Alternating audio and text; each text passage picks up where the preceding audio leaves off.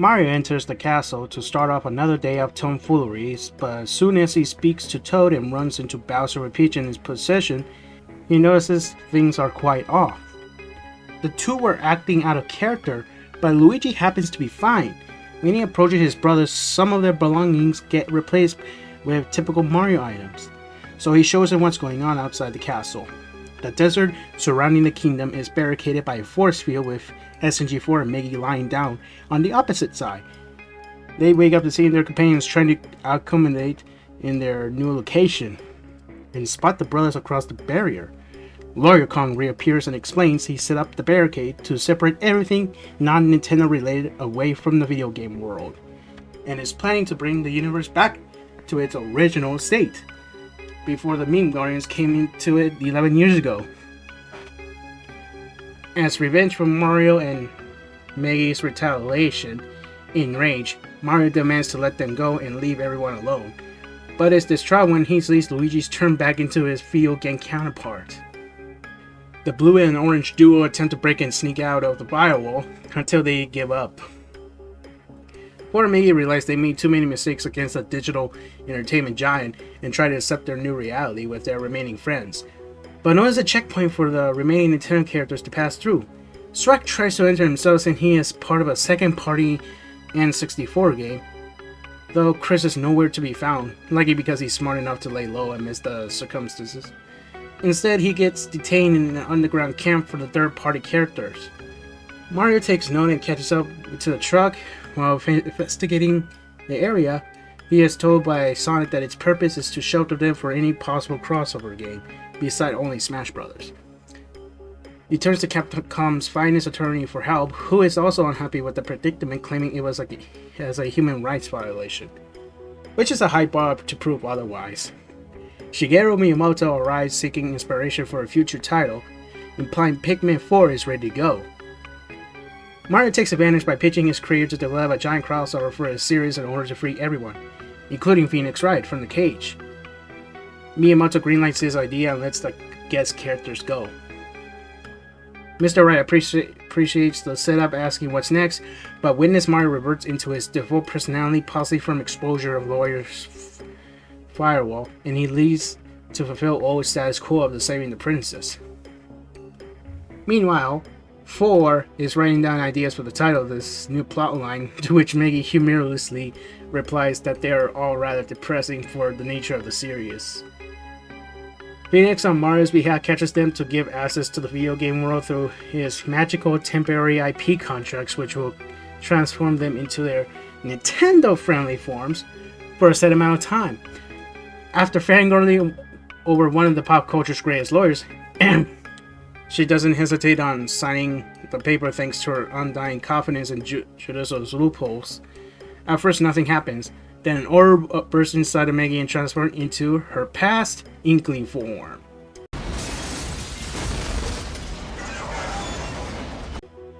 We'll get to that doing time. Ecstatic, the two set out to find their promised friends, save their unique breathing, and take back their home. 8 out of 10, a very interesting build-up of the officially dubbed lawsuit arc. This is a solid follow-up to SMG4 gets sued and helps improve the video in retrospect. Through my idea for it still holds up, the pacing is good, the comedy drama is split evenly, and despite the presentation looks cheesy, what happens in the episode is still recognizable. That's the code word for the Gmod is okay. I was expecting the previous video to be a one-off, but I didn't expect them to dedicate a story to copyright after taking jabs at it in both and out of canon. I would have delved into other characters reacting to being shafted away from their home, as well as Bob and Boopkins remaining on the other side. Runtime be damned. The first party rule does leave a couple questions to be answered. Were the other Nintendo IPs accepting World Order out of obligation or hatred of their warped reality? Where do characters like the Recallers fall into this dilemma? Are the pop culture characters I mean supposed to be in some in between purgatory? And I'm sure anyone else can make up their own if they're dedicated to analyzing the show's world. Regardless, this doesn't affect how the poor the world building is, considering it was never meant to be polished in the first place. So make of that what you will. But enough jabbering, let's check out the surprises this new arc has to offer. Whenever you stand in SMG4's current style, you're in quite for a ride.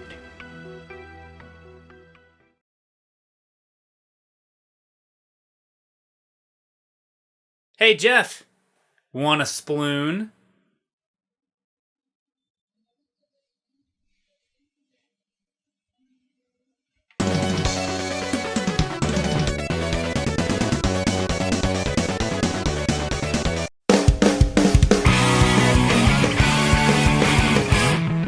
A brainwashed Mario is having fun blasting squids so Miyamoto can develop a Splatoon level of his crossover game. After production is wrapped up, Maggie tackles Mario to save their home, but he doesn't recognize her nor have memories of their adventures. During the ending of the previous video, Maggie has signed the contract using her old formats as disguise. SMG4 believed he didn't have one so he could use, but after a quick search on the Smash Bros. Wiki, this is what he came up with.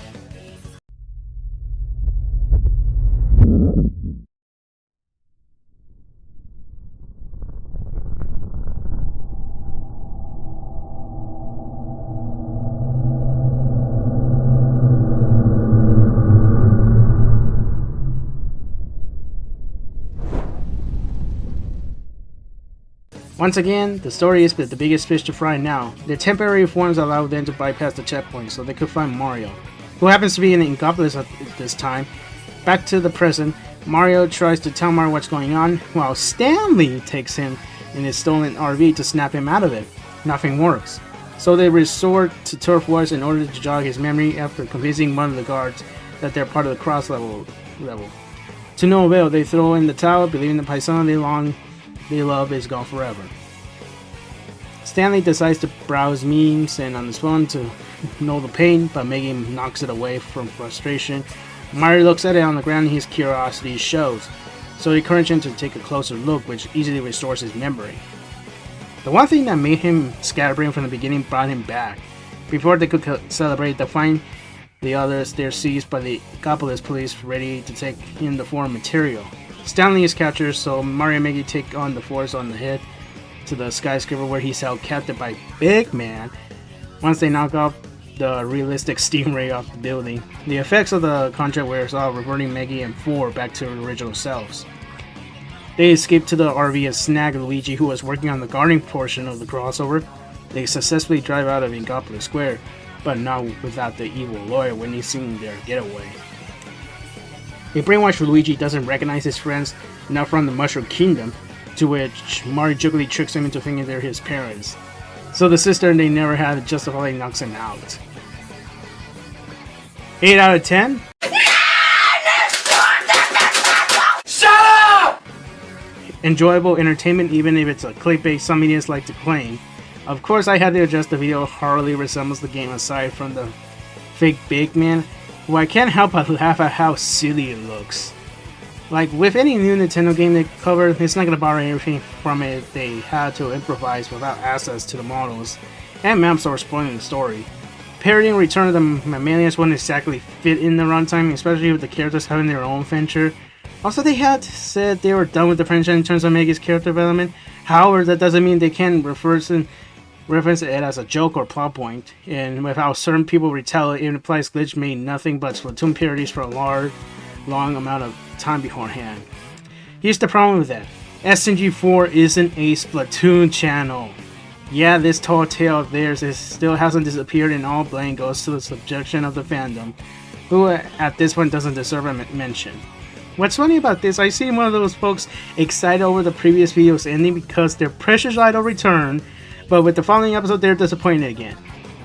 It seems they skim over the detail of her contract being temporary because Inkling Maggie lives rent-free in their pea-sized brain. I'm willing to bet that a good portion of these fans don't even play the games she originates from, and it might be the same song and dance once Splatoon 4 is out. Alright, now on to the other elephant in the room. I could be totally risking getting doxxed and hunted down for this opinion. If they haven't checked my reaction or tweets already, SMG4's new design is actually good. Let me elaborate. The design better reflects Luke as an avatar since it keeps the cap and overalls, which the colors are a nod to Stanley's melee trophy, making the disguise convenient.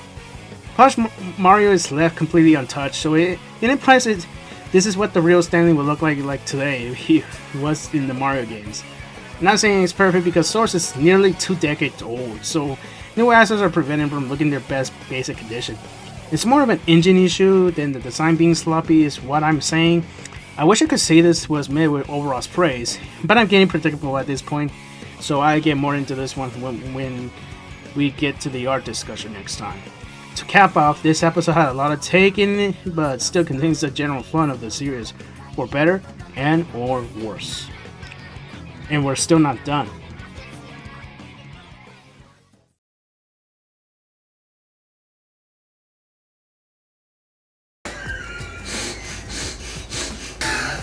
Hey!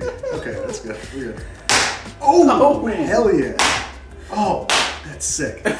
That's the best thing I've ever done with my life. Oh, man. Oh, that's so satisfying. Oh, I'm gonna make a gif of this.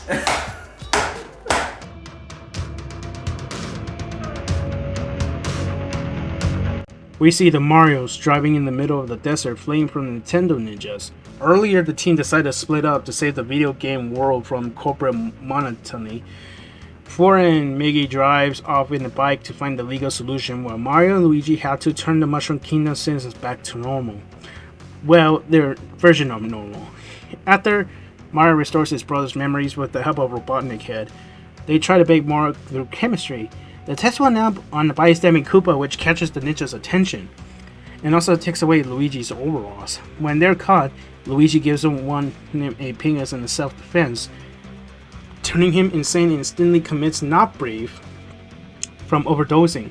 This traumatizes him enough to alter his personality, going full Heisenberg by magically shaving himself bald and growing a goatee.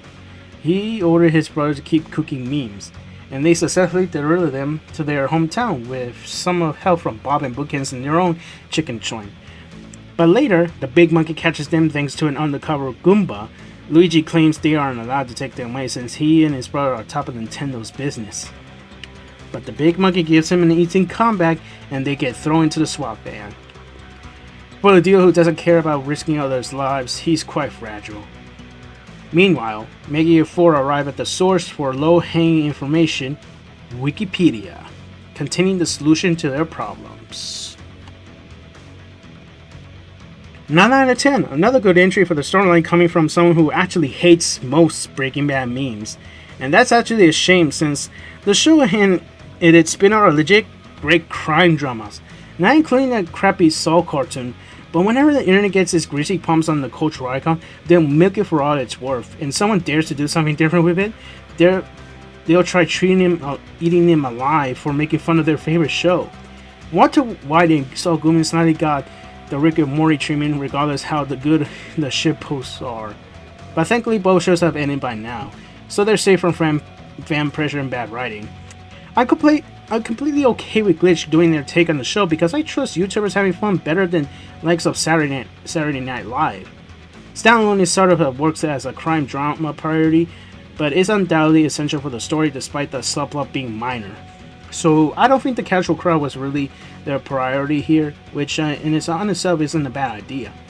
Personally, if I wanted to watch 5 seasons of Ball Guys selling rock candy, I'll probably do it on my own terms rather than having someone else tell me it's an option show, because it's suddenly popular again. On the topic of drama, this next episode delivers the new theme all too well.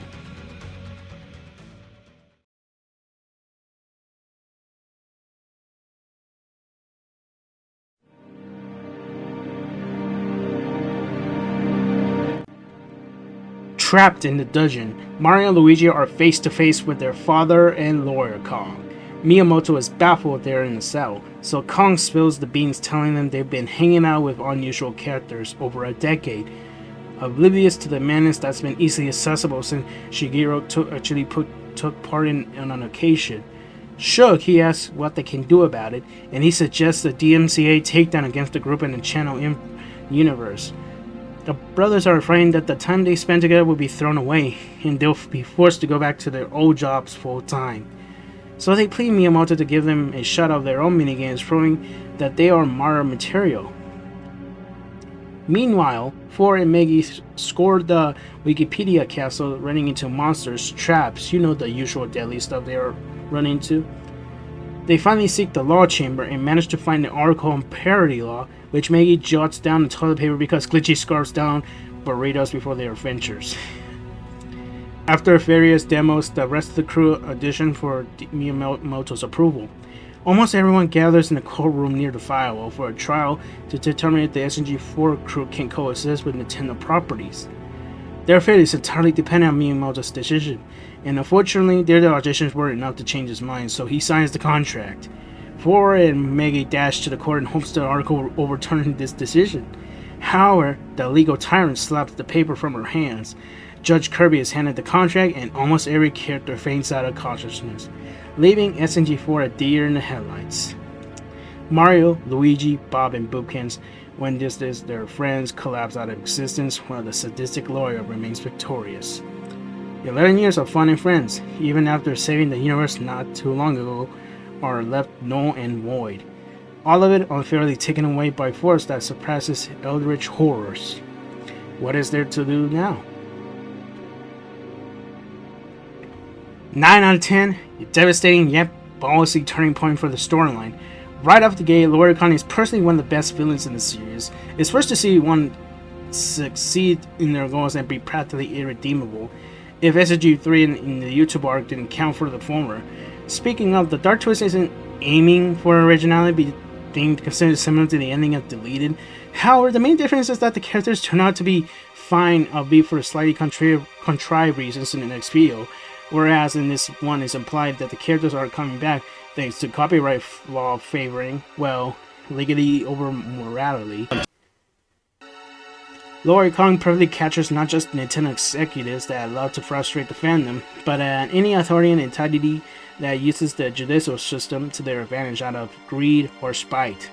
I don't care if he is Funky Kong in a suit, that's like saying Darth Vader is just an astronaut who dresses funny. An extreme example I know, but that kind of statement says a lot about someone's attitude. No one should dictate how someone should feel about fiction like this one only because they disagree with the scene in the question.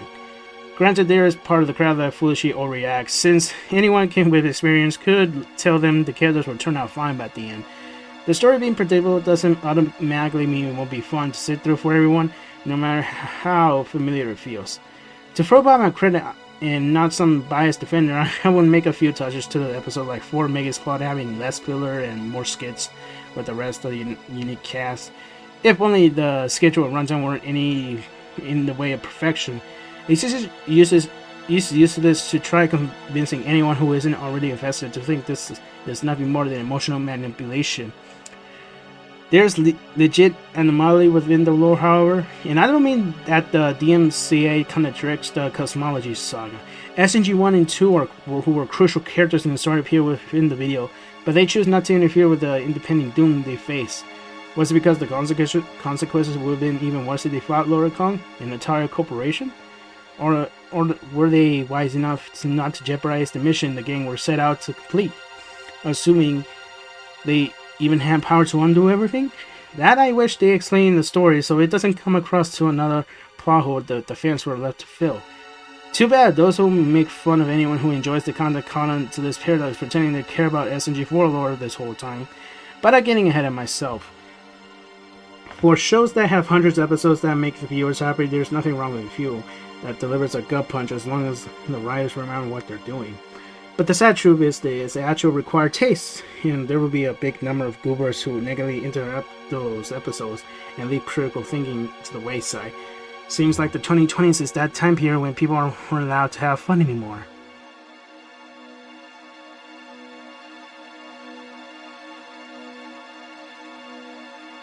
What did I tell you about September being more than fanciful month? Anyway, you know the drill for what we'll be covering for the October videos.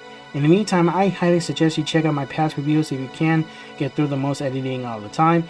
As always, stay safe, and I hope you guys are having a nice fall. Peace out.